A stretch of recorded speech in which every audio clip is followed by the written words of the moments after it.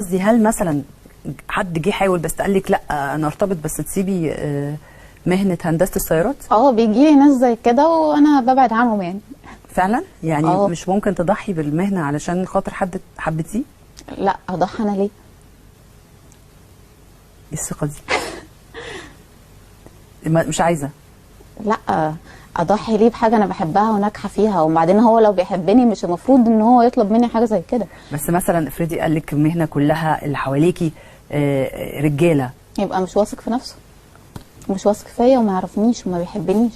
الله على ردودك. لان انا بيحب حد المفروض ان هو بيحترمه ويحترم اهتماماته، وبعدين لو انا الشخص ده مش مناسب معايا من الاول، ما انا ابعد عنه من الاول واختار الشخص المناسب. اسمحي لي هاني بابا وماما على التربيه المحترمه دي الجميله، لانه واضح ان هم مربينك صح. انت عارفه كويس قوي انت عايزه ايه، الحمد لله، وعارفه الحلال والحرام، وعارفه حدودك.